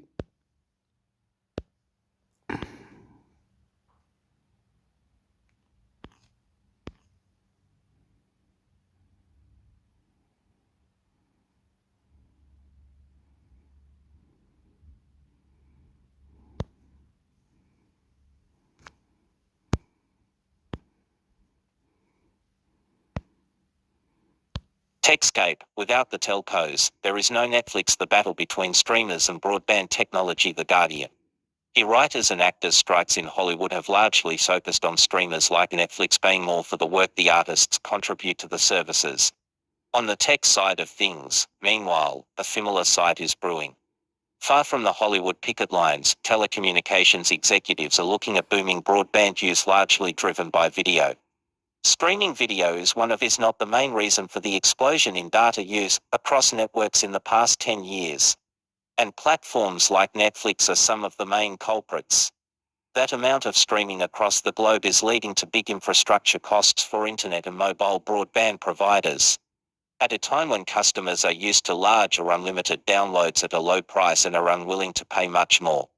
A year ago, 16 telecoms officials in Europe issued a joint statement calling for tech companies such as Google, Meta and Microsoft to pay their share, stating that European telecoms companies spend €50 billion £44.5 billion annually on building and maintaining full cyber broadband and 5G networks.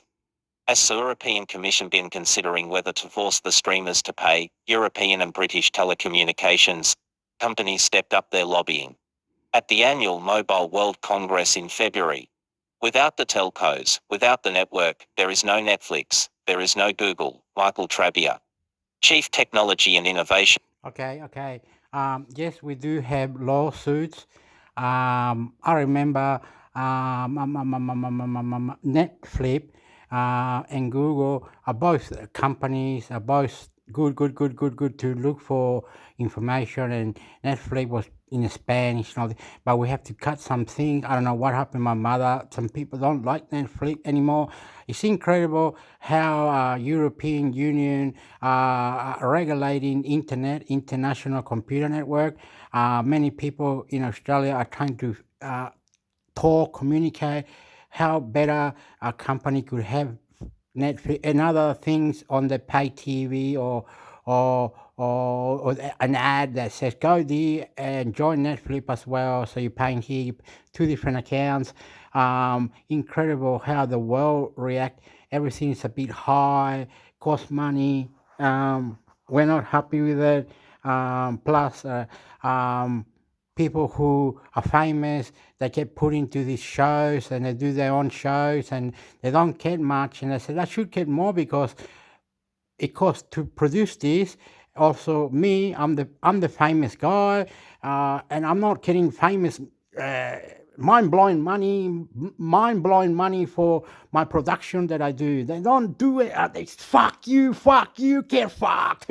But anyway, it's crazy how people think that they're not getting there. Anyway, the whole lot's corrupt. Like if the European Union, we want to join the European with bargaining with food, wine, other things, Australia, China. Also, we want to intervene. We want to talk with you. We want to make love. We want to do things. Buy your things. You buy our things. We buy your thing. America, we buy your thing. We do. We're going to talk on trade, market, financial, culture, life. Innovation Officer for Francis Orange told CNBC in March. It's fair to say that Netflix and the other companies named, including Amazon and Apple, aren't thrilled at the idea. Netflix co-CEO Greg Peters told the same conference that it would amount to a tax on the streamers and would lead to a reduction in content.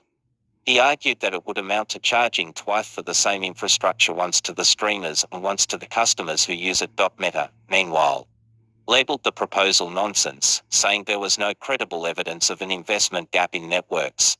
The proposal drew an unlikely alliance between other broadband providers, film companies and activist groups. In a letter in May, the groups including Wikimedia Europe, Electronic Frontier Foundation and Motion Picture Association Europe said the so-called... Okay, I'm gonna stop it. European Union have laws for the internet, right?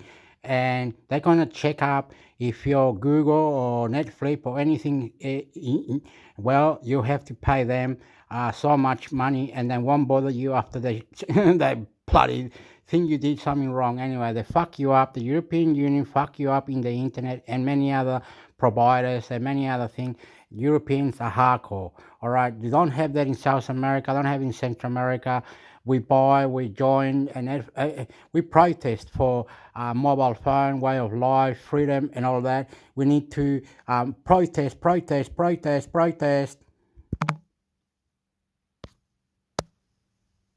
My mom's ringing in a minute. That's why I'm doing this. My mom here.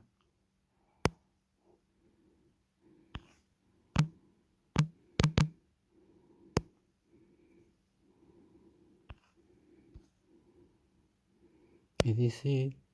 It didn't look like that. Maybe it is, but I don't know.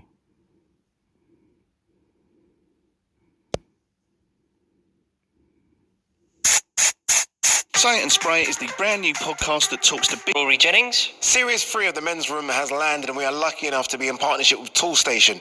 Now, our usual listeners will know that on this show, we're huge advocates of mental health. Toolstation shares the message and are doing their bit. He wasn't a bad manager at Arsenal. He just sometimes clubs suit you, sometimes you don't. Europe, he's been a phenomenon. Going to Villa, he's done unbelievable for them. And I can see them being a threat, Aston Villa, just because the crowd, Villa Park, they're going to have to perform in Europe without a doubt to get anywhere near it, because you'll know it better than anybody. But Villa are a right good side. They really are. Very good team. This is what it's all about. Really with the byline, he'll put in a wall penalty and financial City and Arsenal. He also didn't hold back when talking by lots of people, including his promoter, has been fundamentally wrong. They do it. Yes, that either myself a lot further and also with Wolves. I'm sure that Ten Hag will get it right. And Manchester United nil. Feed at home. Campaign also spoke about Manchester United and, of course, his beloved. The working goal. London derby delight for the Hammers and for David Moyes. Mauricio Pochettino still waits for his first win as Chelsea manager. The work in progress. It's going to be ups and downs. A lot of new players, a lot of new people. Lots of ups and downs, and it's a project, you know. You need to give it time. I think you always have to aim for that. You're competing at the highest level. You want to be at the highest level. You want to aim for that, but I don't know if it's achievable. I do think that Chelsea is in a good space. They are a lot better than last year. They look a lot better. They run more. They work harder. They are better organized. You know, you need to give it time. Now, ahead of this weekend's game against Bournemouth, live and exclusive on TalkSport, Spurs' new signing, Mickey van der Ven, has been speaking to Jim White. But before we hear that, let's hear from Simon Jordan now, responding to boxing legend Nigel Benn, who criticised him for his comments towards his son Conor Benn after his 2 failed drugs tests. Warning, my friends, this is quite explosive. They get their comeuppance. They will get their comeuppance. I guarantee you, they get their comeuppance. So how do you even all them people like them, like Jordan and TalkSport and all the rest of that little smarmy little Spencer, whatever you know, Oliver Spencer, all these little smarmy little, you know, I love to backhand him, but you know, and I get nicked. But the difference is, you know, it's not one of them on TalkSport. They say, you know what, let's get somebody to fight for Conor. I would have thought that his father, who was a great fighter, I don't think he's going to solve too many Mensa problems, but his father was a great fighter. Rather than taking on this narrative of victimhood, there's not one single interview, discussion that man can point to that suggests that either myself or Spencer Oliver have had a vendetta against his son, that have said things that are unfair. All we have said is if the governance of this sport requires a fighter to prove himself innocent, and that strict liability, which is the accounting for what's in your body, is the inherent obligation, then please do that. Connor, that's it.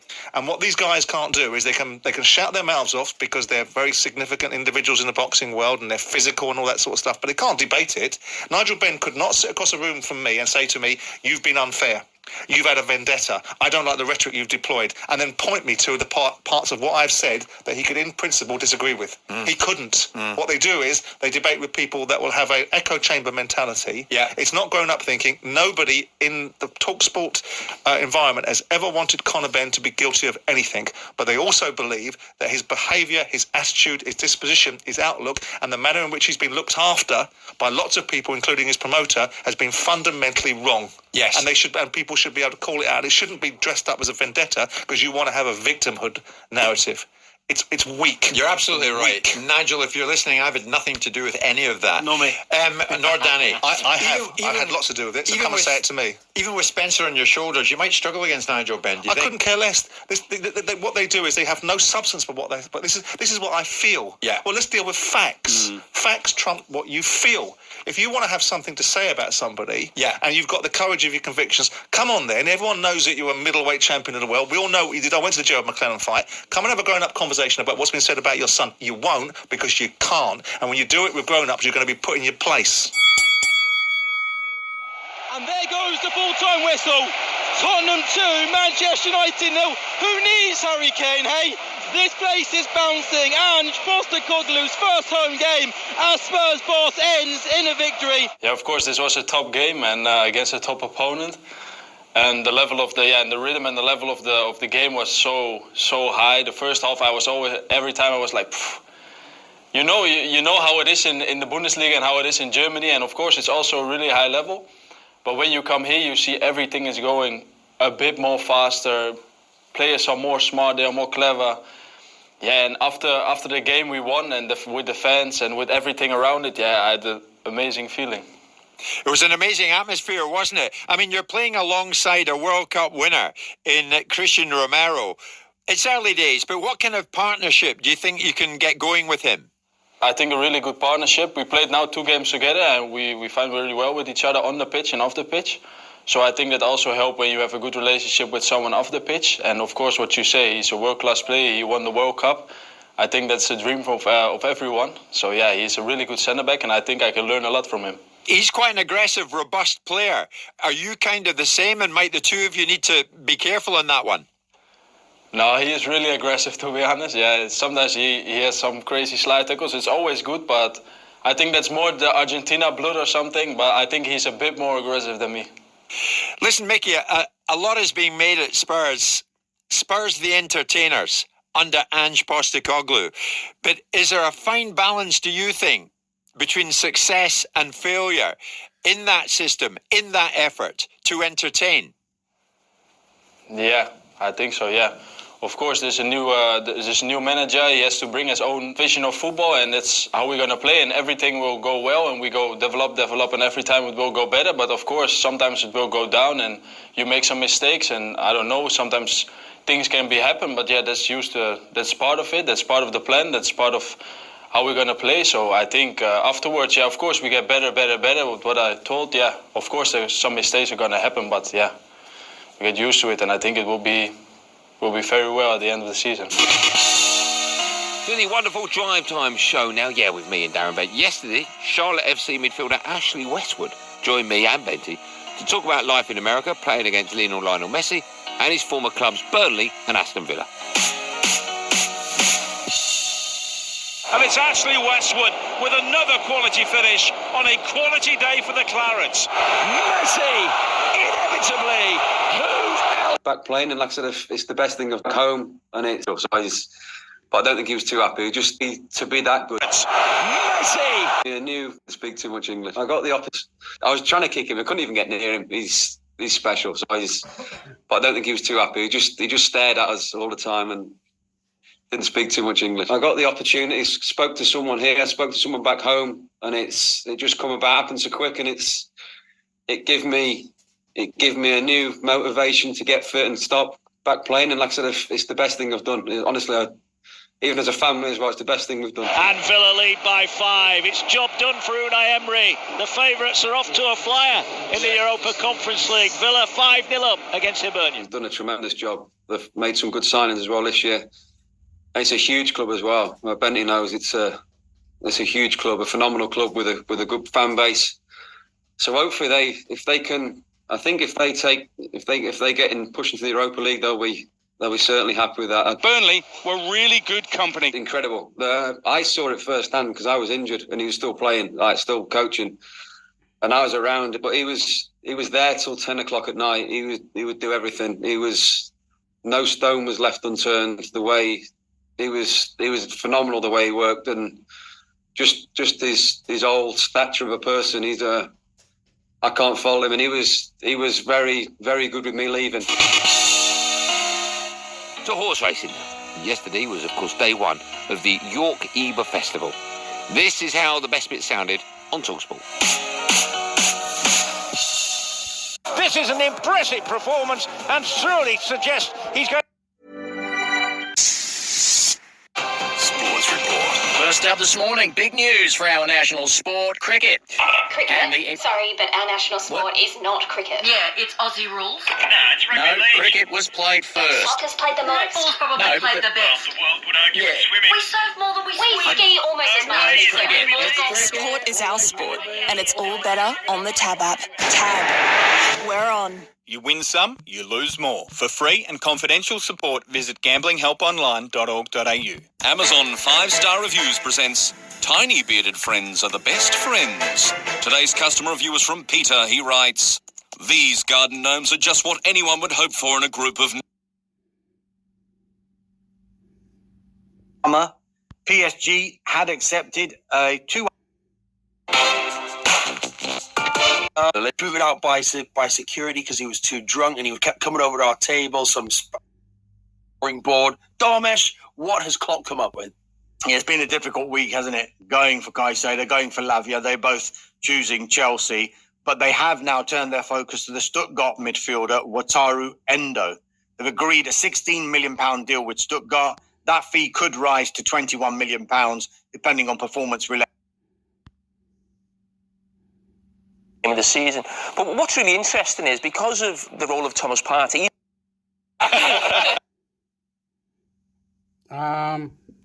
There's a big transfer news in Manchester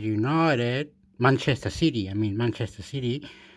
I can't remember the name of the bloke. They're bringing this one bloke to Manchester City and they're taking one out. That I remember reading that. That was like weird shit. I'm going, what the fuck? Manchester City's having... So the European, I'm going to take this out, then I'm going to cut it. The European, I walk around a bit. The European, I'm walking, I'm moving my hand, shaking my head. The European like to do a lot of transfer and take players out, players in. There's a player that I remember named Kaku. He was from Belgium. He was from Belgium. Kaku was from Belgium. And also Kaku...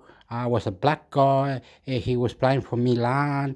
Alex Sanchez was another one. Arturo Vidal. All these players are transfer news that they has to move because their date has run out. And now they have to be transferred. Have to move to another club because the business, I'm moving my head and shaking my head. The business is like that in Europe. So they say 4 years you can be here, but in between 4 years, let's say a year and a half later, if we don't like the way you're playing, or maybe in 6 months, 7 months, we start complaining, and then one day we're sick of it, we can transfer you because they said that we could now. After a year later, we don't like you, so we have to move you out. We don't like it. So we asked to move you out. So before the 4 years, they were meant to be there, they were kicked out or moved or however. This is how the Europeans are doing this, and they're doing it to many clubs, to very famous players, French players who play for PSG or other clubs in friends, they are moved out because other clubs might want them. It's time for them to move or transfer them. So when I get to around later, because my mum is ringing, there will be a transfer news of Europe or something. And because they pay a lot of money over there, as well, the South American are going to Europe. All right, and I already argue this point with the money, but some guy who's smarter than me, who's quicker, faster, and more better, he said to me, "Go away." And that's all he said. That's all he said. That's all he said. He's all he said. That's all he said. He said, "Go away, because you are complaining about money. So go away. Go away. Go away. We're still gonna start a fight. You want to start a fight? I'm bigger than you. I'm taller than you. I'm not scared of you." I went, "Oh, bye. See you later. See you later." He knew everything. He knew the manager. He knew the money. He knew everything about every club. He was smarter. He was quicker, faster. He was way too. I couldn't win, so I better let it go. They say, "Oh, Australia, shit. Why? Because they got money in Europe? Fuck, we the fuck off." No, not start a fight. They pay, not leave it like that, leave it. They say what they want. That's how the World Cup is. When they win the European countries win. Don't go there. That I'm complaining. Why didn't New Zealand, Fiji, or Jamaica, or Vietnam, or Philippines, or China, some different, pay more, win more, try more, the dollar. That's all right. So I got Alex Sanchez from Chile. The Australians, I don't know, can't remember any, but Australian players are also in the mix bags for the European. Also, the Chilean, Alex Sanchez, Arturo Vidal, many others, Vargas, many others. There's games coming up. The World Cup qualifiers are coming up. The South Americans are playing. Peru is one that we have to watch out. Peru, you understand? Peru, I think Peru, Ecuador, Colombia. Have to watch out. The other one, Paraguay, Ecuador, Paraguay, Uruguay. These are the ones we have to watch out. Uruguay, Colombia, Ecuador, Peru. But the other one like Paraguay and Bolivia are like the two that we could beat. You know, we should be able to win or something. But Paraguay is harder. Bolivia is a big mixed bag. The other one, Ecuador, big trouble with Ecuador, Chile. Big trouble with Ecuador, Chile. Big trouble. No, fuck that. Went on the field and we were doing well. Boom. Game over now, and they won somehow. I don't know what was the score, but boom, they won. So going well in the game, going well, and then at the end, they're putting their hands in the head, you know what I mean? Oh my God, we lost. The ref, argue with the ref, argue with the FIFA, argue with the whole world to try to get into the World Cup, Chile. Go to Google what you did, Chile. It's disgusting. Now, Argentina. I'm shaking my head. Argentina, Chile. You disgusting there too. Very bad, mate. Very bad.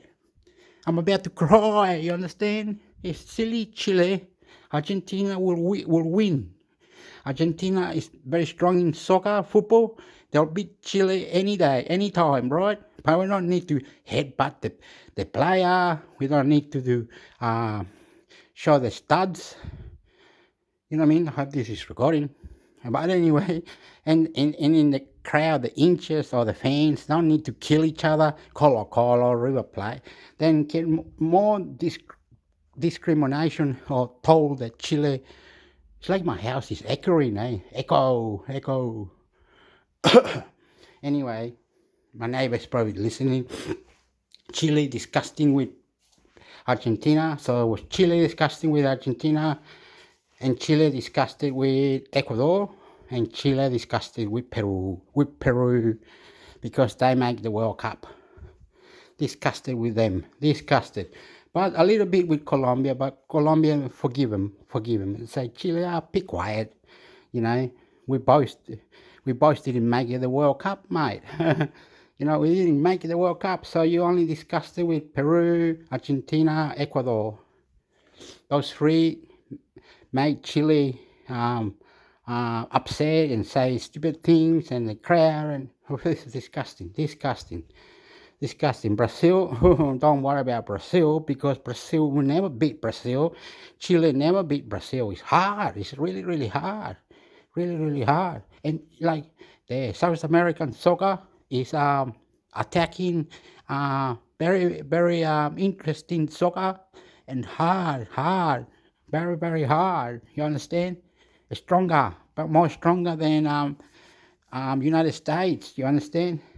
But anyway, no one's a hero. No one wins. Like in Europe, they say that this club is not performing very well, and they're paying a lot of money, and that club is not performing very well. They're paying a lot of money, so that's disgusting. Liverpool, German club, Bayern Munich, Inter Milan, Champion League, all this American football where Messi is, and all that. And anyway, now from here, I'm going to cut it off this. From here, have to Chile and Australia both have to train harder. New players will come. Alex Sanchez and Arangis and all these other players are not going to be there in the future. So it's going to be different, stronger, and hopefully FIFA or something will open for the under players, 16, I think it is, 15, 16, 17, for the World Cups, for clubs to be played in Chile, in Australia, so the future will be more brighter, more into it. You understand? I'm Hector. I live in Australia, and look, I'm speaking in English, see? Anyway, my mother was telling me about Colo Colo, how beautiful they might have done in 2023. Colo Colo is a Chilean team with a flag of an Indian. It's white, I think it's white and black. Anyway, I'm going to have to go now. So we have to prepare for families, beautiful people, and more money and more interesting, higher the amount they pay in Europe or wherever they go to be more famous, opening the collapse business to understanding the business is going to be for this 15, 16, 17-year-old for the future of new players and more to come. When I have all this something, and I put it together, something, I'll try to do it in English so you can understand how Chile, and Australia are in the sport and how we are, okay? That's one thing. And another thing, I also want to look around how the Filipino make it to the World Cup for the ladies. Because it's been award, mind-blowing. Filipino people or country, you made it to the World Cup for the female. So we want to see what other sport or something, and we'll see something with Australia, Chile,